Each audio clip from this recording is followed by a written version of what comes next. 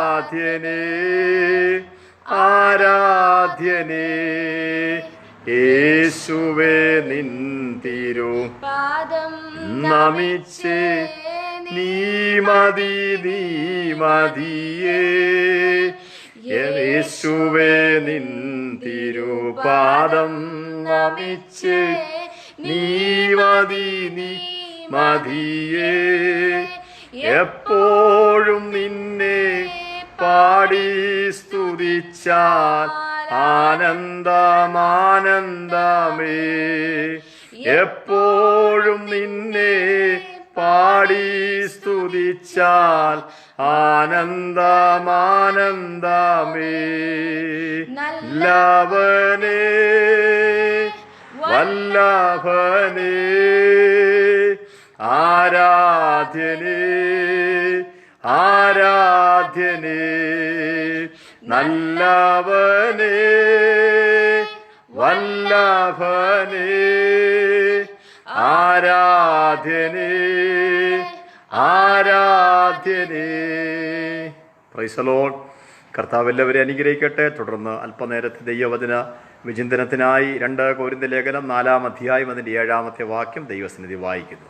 എങ്കിലും ഈ അത്യന്ത ശക്തി ഞങ്ങളുടെ സ്വന്തം എന്നല്ല, ദൈവത്തിന്റെ ദാനമത്രേ എന്ന് വരേണ്ടതിന് ഈ നിക്ഷേപം ഞങ്ങൾക്ക് മൺപാത്രത്തിലാകുന്നു ഉള്ളത്. കർത്താവിന് നന്ദിയോടെ സ്തോത്രം. വായിച്ച തിരുവെഴുത്ത് വളരെ നമുക്ക് സുപരിചിതമായ ദൈവവചനമാണ്. ഇന്ന് പകൽ ഈ ദൈവവചനം ദൈവത്തിൻ്റെ ആത്മാവ് എൻ്റെ ഹൃദയത്തിൽ ഓർപ്പിക്കുവാനിടയായി തീർന്നു. ഈ തിരുവെഴുത്തിനെ ആസ്പദമാക്കി ചില നിമിഷങ്ങൾ ദൈവത്തിൻ്റെ ആത്മാവ് ഹൃദയത്തിൽ നൽകിയ ദൈവിക ചിന്തകൾ ഓർപ്പിക്കുവാൻ കർത്താവിൽ ആഗ്രഹിക്കുന്നു. 2 കൊരിന്ത്യർ ലേഖനം 4-ാം അധ്യായം അതിൻ്റെ 7-ാമത്തെ വാക്യമാണ് വായിക്കുവാനിടയായത്.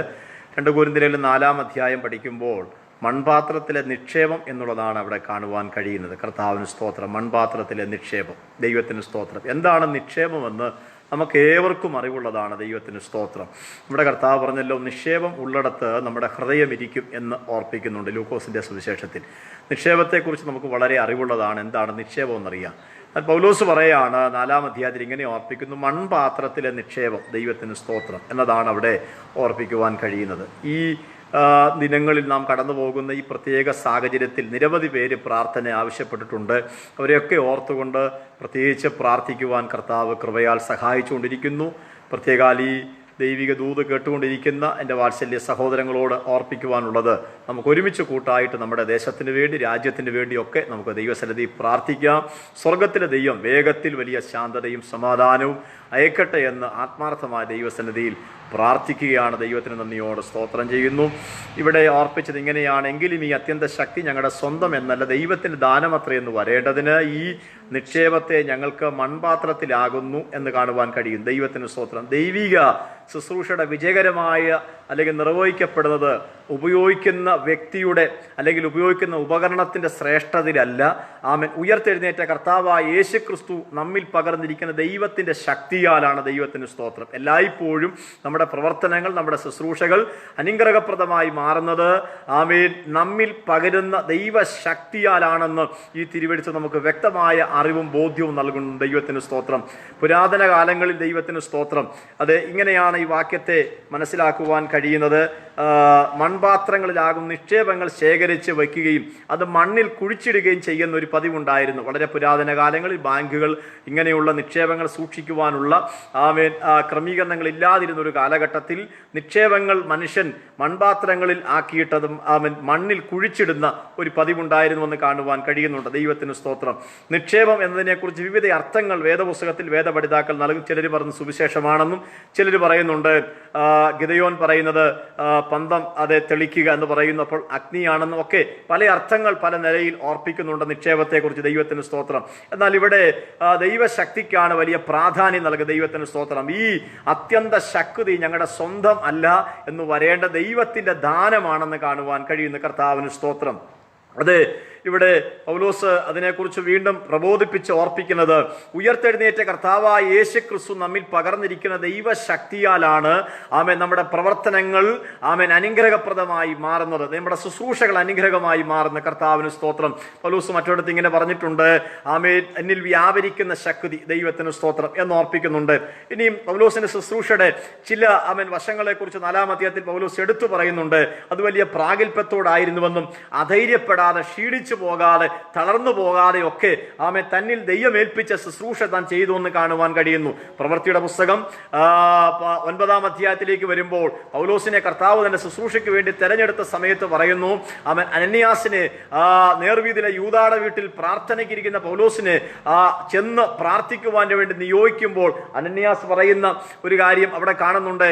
അത് എനിക്ക് ആ ദൗത്യം ഏറ്റെടുത്ത് പോകുവാൻ കഴിയില്ല, അവൻ ആരാണെന്നുള്ള ബോധ്യം എനിക്കുണ്ട്. ആ സമയത്ത് നമ്മുടെ കർത്താവ് ഒരു കാര്യം ഇങ്ങനെ അനന്യാസിനോട് പറയുന്നത് വേദപുസ്തകത്തിൽ വളരെ ശ്രദ്ധേയമാണ്. കർത്താവ് അവനോട് നീ പോകുക, അവൻ എന്റെ നാമം ജാതികൾക്കും രാജാക്കന്മാർക്കും ഇസ്രായേൽ മക്കൾക്കും മുമ്പിൽ, അവൻ എന്റെ നാമം ജാതികൾക്കും രാജാക്കന്മാർക്കും ഇസ്രായേൽ മക്കൾക്കും മുമ്പിൽ വഹിപ്പാൻ ഞാൻ തെരഞ്ഞെടുത്തിരിക്കുന്ന ഒരു പാത്രമാകുന്ന കർത്താവിന് സ്തോത്രം. ഇന്ന് പകൽ എനിക്ക് ഓർപ്പിക്കുവാനുള്ളത്, അപ്പോസ്തലനായ പൗലോസിനെ കുറിച്ച് ഇങ്ങനെയാണ് അനന്യാസിനോട് സ്വർഗം ഇടപെട്ടത്. നീ പോകുക, അവൻ എന്റെ നാമം ജാതികൾക്കും രാജാക്കന്മാർക്കും അറിയിക്കുവാൻ ഞാൻ തെരഞ്ഞെടുത്ത ഒരു പാത്രമാണെന്ന് കാണുവാൻ കഴിയുന്നു. ദൈവത്തിന് സ്തോത്രം. ദൈവം തെരഞ്ഞെടുത്ത ആമൻ പാത്രമാണ് ഭക്തനായ പൗലോസ് എന്ന് താൻ വ്യക്തമായി ഓർപ്പിക്കുന്ന ഭാഗമാണ് ഇവിടെ വായിച്ചു കേൾക്കുവാനിടയായത്. അത് എന്നെയും നിങ്ങളെയും സ്വർഗത്തിലെ ദൈവം തെരഞ്ഞെടുത്തു. എന്തിനു വേണ്ടിയാണ്? ക്രിസ്തുവിന്റെ സുവിശേഷം, ദൈവരാജ്യത്തിന്റെ മർമ്മം ആയിരങ്ങളിൽ പ്രയോജനപ്പെടുവാനും അനേകരെ ക്രിസ്തുവിലേക്ക് ആനയിക്കുവാൻ ദൈവം നമ്മെ തെരഞ്ഞെടുത്തു എന്നുള്ള ബോധ്യം പ്രിയരെ നമ്മിൽ ഉണ്ടാകണം. അനധിവിദൂര ഭാവിയിൽ ആമേൻ ആമേൻ അരിമനാഥൻ ആകാശ മണ്ഡലങ്ങളിൽ വെളിപ്പെടാൻ പോകുകയാണ്. ആ കാഹള ശബ്ദം നമ്മുടെ കാതുകളിൽ ആമേൻ മുഴങ്ങുവാൻ ഇനിയും അധികം ദിനങ്ങളില്ലെന്ന് വേദപുസ്തകം നമ്മെ വ്യക്തമായി ഓർപ്പിക്കുന്നു. ഒരു ഭക്തൻ ഇങ്ങനെ അതിനെക്കുറിച്ച് പാടുവാൻ ഇടയായി തീർന്നു. ഇവയോർത്തിട്ടാനന്ദ നൃത്തം ചെയ്യുവാൻ എന്റെ കാലുകൾ കൊതിച്ചിടുന്നേ, ഇവയോർത്തിട്ടാനന്ദ നൃത്തം ചെയ്യുവാൻ എന്റെ കാലുകൾ കൊതിച്ചിടുന്നേ.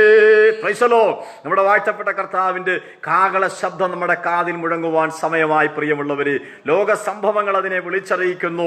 നമ്മുടെ കർത്താവ് എത്രയും വേഗം നമ്മെ ചേർക്കുവാൻ വേഗത്തിൽ മധ്യാകാശത്തിൽ വരുവാൻ പോകുകയാണ്. അതെ, ഇന്ന് ഈ പകൽ ആ കാഹളനാദം മുഴങ്ങിയാൽ അത് ആ കാഹള ശബ്ദം നമ്മുടെ കാതുകളിൽ കേൾക്കുമോ എന്ന് നാം നമ്മെ തന്നെ ഒന്ന് ശോധന ചെയ്യേണ്ടത് വളരെ അത്യന്താപേക്ഷിതമാണ്. ദൈവത്തിന് സ്തോത്രം. പ്രവൃത്തിയുടെ പുസ്തകം 9-ാം അധ്യായം വായിച്ച ഭാഗം ഒരിക്കൽ കൂടെ വായിക്കും. ദൈവത്തിന് സ്തോത്രം. കർത്താവ് അവനോട് നീ പോക, അവൻ എന്റെ നാമം ജാതികൾക്കും രാജാക്കന്മാർക്കും ഇസ്രായേൽ മക്കൾക്കും മുമ്പിൽ ഞാൻ തെരഞ്ഞെടുത്തിരിക്കുന്ന ഒരു പാത്രമാകുന്ന കർത്താവിന് സ്തോത്രം. ഞാൻ തെരഞ്ഞെടുത്ത പാത്രമാണ്. ദൈവത്തിന് സ്തോത്രം. അതെ, പൗലോസിനെ തമ്പുരാൻ തെരഞ്ഞെടുത്തു. ദൈവത്തിന് സ്തോത്രം. നമുക്കറിയാമല്ലോ, ദൈവം തെരഞ്ഞെടുത്ത ദമസ്കോസിലെ കൂട്ടായ്മയിൽ ശക്തമായ ആരാധനയും ആത്മീയ ശുശ്രൂഷകളും ശക്തിയോട് നടക്കുമ്പോൾ യെരുശലേമിലുള്ള പള്ളികൾക്ക് അധികാരപത്രം വാങ്ങി അല്ലെങ്കിൽ ഈ വേർപെട്ട പെന്തക്കോസ്തിന്റെ ആത്മീയ അനുഭവത്തിൽ ആരാധിക്കുന്ന ആരാധന ബന്ധത്തെ ഇല്ലായ്മ ചെയ്യുവാൻ വേഗത്തിൽ തന്റെ വാഹന മൃഗവുമായിട്ട് ദമസ്കോസിലേക്ക് യാത്ര തിരിച്ചു വരുന്ന ചിത്രമാണ് നമുക്ക് അവിടെ കാണുവാൻ കഴിയുന്നത്. ദമസ്കോസിന്റെ പടിക്കലെത്തിയപ്പോൾ തന്നെ തേജോമനായ ദൈവം താൻ സഞ്ചരിച്ചു വന്ന വാഹനത്തിൽ നിന്ന് അവനെ താഴെ ഇറക്കുവാനിടയായി തീർന്നു. ഇന്ന് പോലെ ഒരു ആത്മീയ ദൂത് പറയട്ടെ. ഇന്നലകളിൽ നാം ആരാധിക്കുന്ന ആരാധന വലയത്തിലേക്ക് അല്ലെങ്കിൽ പ്രാർത്ഥിക്കുന്ന വ്യക്തിക്ക് നേരെ നാം അറിയാതെ എത്രയോ പ്രതിസന്ധികൾ നമുക്കെതിരെ രൂപപ്പെട്ട് നമ്മുടെ കൂടാരത്തിന് നേരെ, നാം പാർക്കുന്ന നമ്മുടെ പാർപ്പിന് നേരെ അവനൊക്കെ ഉയർന്നു വന്ന സമയങ്ങളിൽ നാം പോലും അറിയാതെ കണ്ട് നമുക്കെതിരെ ഉയർന്നു വന്ന അല്ലെങ്കിൽ ശത്രു ഒരുക്കിയ ഇത്യാദി വിപത്തുകളെ നാം അറിയാതെ കണ്ട് നമ്മിൽ നിന്ന് വഴിമാറ്റി ഈ ഭൂമുഖത്ത് നമ്മെ ആയുസ്സോടെ ക്ഷേമത്തോടെ സ്വർഗം നിർത്തിയിരിക്കുന്ന അവിടുത്തെ ആത്യന്തമായ ആ സ്നേഹത്തിന്റെ ആഴമെന്നു മകൻ ആത്മാവിൽ തിരിച്ചറിയുവാൻ കഴിയുമെങ്കിൽ ആയിരിക്കുന്ന ഇടത്തു നിന്ന് ദൈവമേ, ഇന്നലകളിൽ അങ്ങ് എന്നെ എന്റെ കുടുംബത്തെ ക്ഷേമമായി സമാധാനമായി നടത്തിയ അവിടുത്തെ സ്നേഹത്തിന്റെ ആഴമോർത്ത് ഇന്ന് പകൽ ഞാൻ എന്റെ ദൈവത്തെ തിരുനാമത്തെ നന്ദിയോടെ സ്തുതിക്കുന്നുവെന്നും ആത്മാർത്ഥമായി അതരം തുറന്ന് പറയുവാൻ കഴിയുമോ? ഹല്ലേലൂയ. അടലമന ഘടകസിയ ഹല്ലേലൂയ. ദൈവത്തിന് നന്ദിയോടെ സ്തോത്രം, കർത്താവിന് നന്ദിയോടെ സ്തോത്രം ചെയ്യുന്നു. അത് ആമേൻ ആ തിരുവെടുത്ത് ഇങ്ങനെയാണ് ഓർപ്പിക്കുന്നത്. ആമേൻ പൗലോസ് അവൻ വേഗത്തിൽ യെരൂശലേമിലേക്ക് യാത്ര തിരിച്ചു വരുന്നു. ദമസ്കോസിന്റെ പടിവാതിക്കലെത്തിയപ്പോൾ അവൻ സഞ്ചരിച്ച വാഹനമൃഗത്തിൽ നിന്നും തേജോമനായ ദൈവം അവന് പ്രത്യക്ഷനായിട്ട് അവൻ അവിടെ നിന്ന് താഴെ വീഴുവാനിടയായി തീർന്നു. അവനൊരു ചോദ്യം ചോദിക്കും, നീ ആരാകുന്നു കർത്താവേ? മറുപടി, നീ ഉപദ്രവിക്കുന്ന ആളാണ് ഞാൻ. ദൈവത്തിന് സ്തോത്രം. അതേ, അവന്റെ മറുപടി, ഞാൻ ഒരിക്കൽ പോലും നിന്നെ ഉപദ്രവിച്ചിട്ടില്ല. ഹല്ലേലൂയ. ആമേൻ, നിന്നെ ഉപദ്രവിച്ചിട്ടില്ല. എന്നാൽ സ്വർഗം പറഞ്ഞു, ആമേൻ, നീ ഉപദ്രവിക്കുവാൻ ഇപ്പോൾ തുനിഞ്ഞിറങ്ങിയിരിക്കുന്ന ആരെയോ അവർക്ക് നേരെയുള്ള ഉപദ്രവത്തിന്റെ കരങ്ങൾ അത് എനിക്ക് നേരെയാണ് നീട്ടുന്നത്. ഇന്നു പകൽ ആമേൻ ദൈവത്തിന്റെ ആത്മാവിൽ പറയട്ടെ, വിവിധ മേഖലകളിലൂടെ ആമേൻ ഇന്നലകളിൽ വിവിധ ഉപദ്രവങ്ങൾ സഹിച്ച് വേദനകൾ സഹിച്ച് ആമേൻ കടന്നുപോയിക്കൊണ്ടിരിക്കുന്ന ദൈവമക്കളോട് പരിശുദ്ധാത്മാവ് ഇന്നു പകൽ പറയുന്നു, ആമേൻ ഇന്നലകളിൽ നീ അനുഭവിച്ച വേദനകൾക്കും ത്യാഗങ്ങൾക്കും ഹല്ലേലൂയ അപ്പുറമായൊരു ദൈവപ്രവർത്തിയുടെ ദിനങ്ങൾ ആമേൻ നമ്മുടെ മുമ്പിൽ ഒരുങ്ങിക്കൊണ്ടിരിക്കുകയാണെന്ന് ഇന്നു പകൽ ദൈവത്തിന്റെ ആത്മാവ് ഓർപ്പിക്കുന്നു. അത് അനന്യാസിനോട് പറഞ്ഞു, നീ പോകുക, അവൻ ഞാൻ അവനെ തെരഞ്ഞെടുത്ത ഒരു പാത്രമാണ്. ദൈവത്തിന് സ്തോത്രം. തെരഞ്ഞെടുത്ത അവൻ പാത്രം. അവൻ തുടർന്ന് അവൻ ദൈവം നിയോഗിച്ച ഇടത്തേക്ക് അവൻ ദൈവം അവനെ അയക്കുന്നതായി കാണുവാൻ കഴിയുന്നു. അതെവിടെയാണ്? നേർവീതിയിൽ യൂദയുടെ വീട്ടിൽ നടക്കുന്ന പ്രാർത്ഥനാ വലയത്തിലേക്ക് ആമൻ ഈ പൗലോസ് അല്ലെങ്കിൽ ശൗൽ എന്ന് പറയുന്ന ഈ വ്യക്തിയെ ദൈവം അയച്ച് പ്രാർത്ഥനാ വലയത്തിൽ അവൻ ആയിരിക്കുന്ന സന്ദർഭത്തിൽ ദൈവം നിയോഗിച്ചയച്ച അവൻ ഹല്ലേലൂയ അനന്യാസ് എന്ന് പറയുന്ന ഭക്തനായ മനുഷ്യൻ വന്ന് അവന്റെ മേൽ കരം വെച്ചിട്ട് പൗലോസിനോട് പറയുന്നു, ശൗലേ സഹോദര, കാഴ്ച പ്രാപിക്കുക എന്ന് പറഞ്ഞപ്പോൾ അവൻ കാഴ്ച പ്രാപിക്കാനിടയായ. ദൈവത്തിന് സ്തോത്രം. അവന്റെ കണ്ണിൽ നിന്ന് ചെതുമ്പലുകളൊക്കെ ഇളകി മാറി അവൻ കാഴ്ച പ്രാപിച്ചതായി കാണുവാൻ കഴിയുന്നു. കർത്താവിന് സ്തോത്രം. പ്രിയരെ, അവൻ ദൈവിക നിയോഗമുണ്ട്, തെരഞ്ഞെടുപ്പുണ്ട്. അതുകൊണ്ട് ഒരു കാഴ്ചപ്പാട് അല്ലെങ്കിൽ ദൈവിക നിയോഗത്തിന്റെ അനന്തര തലങ്ങൾ കാണണമെന്ന് ഇല്ല കേട്ടോ. നാം ദൈവിക നിയോഗം പ്രാപിച്ചു കഴിയുമ്പോൾ പൗലോസിനെ പോലെ വേറിട്ട് ഒന്ന് പ്രാർത്ഥിക്കുവാൻ, വേറിട്ട് ദൈവവാദിയുടെ ചില സമയങ്ങൾ ഒന്ന് കാത്തിരിക്കുവാൻ, ദൈവിക നിയോഗത്തിന്റെ അടുത്ത തലങ്ങൾ എന്താണെന്നും ദൈവ നിയോഗത്തിന്റെ അടുത്ത പ്ലാൻ എന്താണെന്ന് അറിയുവാൻ ദൈവസന്നിധിയിൽ ഒന്ന് പ്രാർത്ഥനയിരിക്കുന്നത് വളരെ നല്ലതാണ്. ദൈവത്തിന് സ്തോത്രം. ഞാൻ പറയട്ടെ, ശ്രേഷ്ഠനും ഭക്തനുമായ അല്ലെങ്കിൽ ദൈവിക നിയോഗപ്രകാരം ദൈവം തെരഞ്ഞെടുത്ത പൗലോസാകുന്ന ഈ ഭക്തനായ മനുഷ്യൻ ദൈവിക നിയോഗം തനിക്ക് ലഭിച്ച് ദൈവം തന്നെ തെരഞ്ഞെടുത്ത് തന്നെ വേഗത്തിൽ അയച്ച തലത്തിൽ അവിടെ ഇരുന്ന് അനന്യാസ് എന്ന് പറയുന്ന ഭക്തനായ മനുഷ്യൻ ദൈവം നിയോഗിച്ചയച്ച് അവന്റെ മേൽ കരം വെച്ച് പറയാണ്, ശൗലേ സഹോദര, നീ കാഴ്ച പ്രാപിക്കുക. ദൈവത്തിന് സ്തോത്രം. നോക്കിക്കേ, കാഴ്ച പ്രാപിച്ച് പൗലോസ് വീണ്ടും താഴേക്ക് നാം പഠിച്ചു വരുമ്പോൾ കാണുവാൻ കഴിയും, ദൈവത്തിന്റെ ശക്തിയാൽ അവൻ നിറയപ്പെട്ട് ദൈവത്തിന്റെ നിയോഗത്തിന്റെ അനന്തര തലത്തിലേക്ക് അല്ലെ അടുത്ത തലത്തിലേക്ക് ദൈവം അവനെ എത്തിച്ചതായി കാണുവാൻ കഴിയുന്നു. ഇന്ന് പകൽ ഞാൻ ആത്മാവിൽ ഒരു ദൂത് പറയാം. ദൈവ നിയോഗത്തിന്റെ ഒരു അടുത്ത തലമുണ്ട് കേട്ടോ. ദൈവ നിയോഗത്തിന്റെ അടുത്ത സ്റ്റെപ്പ് ഉണ്ട്. അത് അടുത്ത തലത്തിലേക്ക് നീങ്ങണമെന്നും അടുത്ത തലം കാണണമെന്നും എത്ര പേര് ആത്മാവിൽ ആഗ്രഹിക്കുന്നുണ്ട്? ദൈവത്തിന് സ്തോത്രം ചെയ്യുന്നു. അതോ എന്നും നാം നിൽക്കുന്ന ഈ ഒരു തലത്തിൽ, ഇപ്പോൾ കടന്നു പോകുന്ന ഈ ഒരു അനുഭവത്തിൽ മുൻപോട്ട് പോകുവാനാണോ ആഗ്രഹിക്കുന്നത്? അല്ല.